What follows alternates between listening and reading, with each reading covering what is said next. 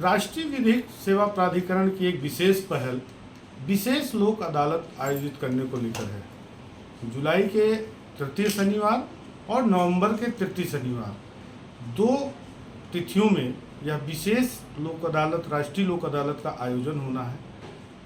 जिले में 18 जुलाई को इस आयोजन को संपन्न करने की रूपरेखा बनी है।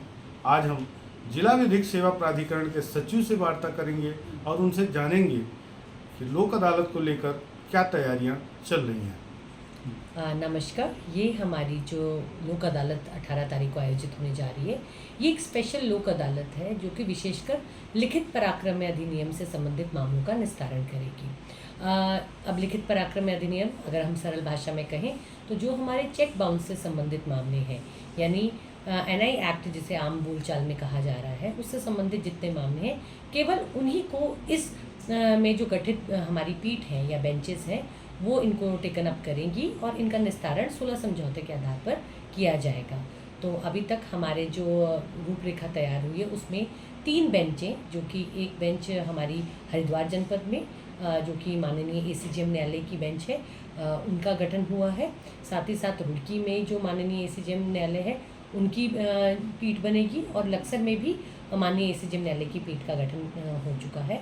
और जितने भी मामले इसमें संबंधित हमारे न्यायिक मजिस्ट्रेट्स के हैं, वहाँ 138 के जो मामले लंबित हैं उनको इन बेंचेस के द्वारा लिया जाएगा और जो पक्षकार हैं वो इन बेंचेस के समक्ष अपने मामले को रखवा सकते हैं और इसका मामला 16 समझौते के आधार पर निस्तारित किया जाएगा। अब तक कुल कितने मामले पनीगेट हो रखे हैं और 3 चाची लोग जैसे आपने बताया, तो कितने 3 बेंच बैठेंगे?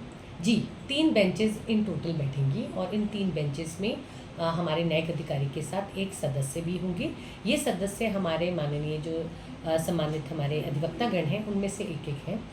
इनमें भी हमने जो हमारे जिला विधिक सेवा प्राधिकरण के जो पैनल अधिवक्तागण हैं उन्हीं में से एक पैनल को हमने बतौर पीठ इनमें रखा है।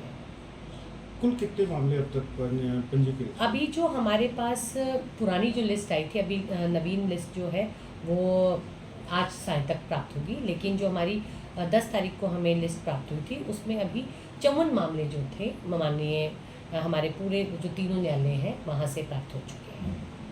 किस प्रकृति के मामले इसमें लगाए जाएंगे?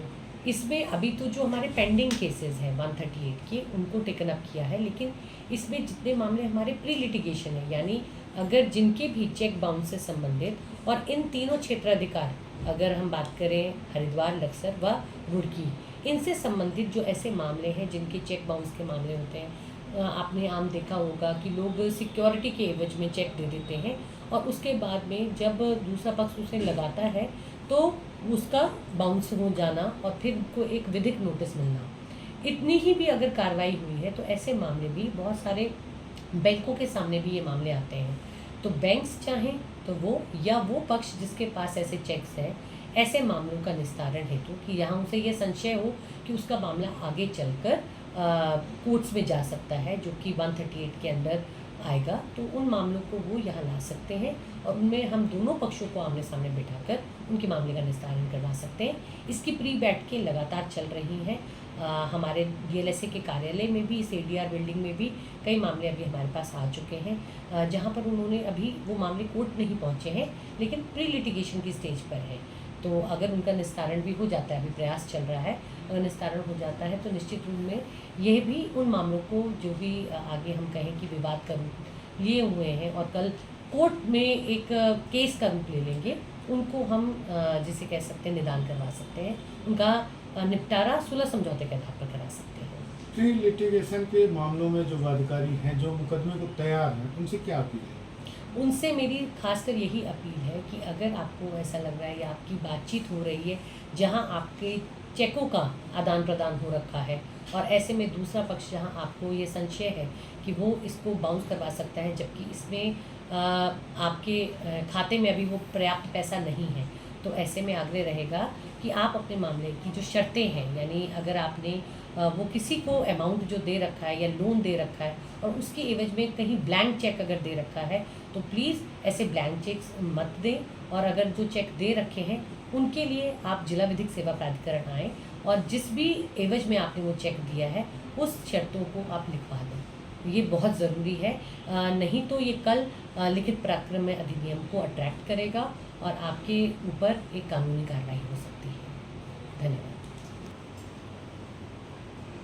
विशेष राष्ट्रीय लोक अदालत के आयोजन का उद्देश्य प्री लिटिगेशन के मामलों का आपसी सुलह समझौते के आधार पर समाधान कराना है। वाद न बढ़े, न्यायालयों पर बोझ ना हो, इस दिशा में यह एक सार्थक पहल भी है। उम्मीद है कि जिले में अधिक से अधिक लोग, अधिक से अधिक वादकारी इस विशेष आयोजन का लाभ उठा सकेंगे। कृष्णकांत मृत त्रिपाठी, अमर उजाला ब्यूरो, हरिद्वार। अगर आप ये वीडियो YouTube पर देख रहे हैं तो हमारे चैनल को सब्सक्राइब कर बेल आइकन दबाएं और Facebook पर देख रहे हैं तो हमारे पेज को लाइक करें।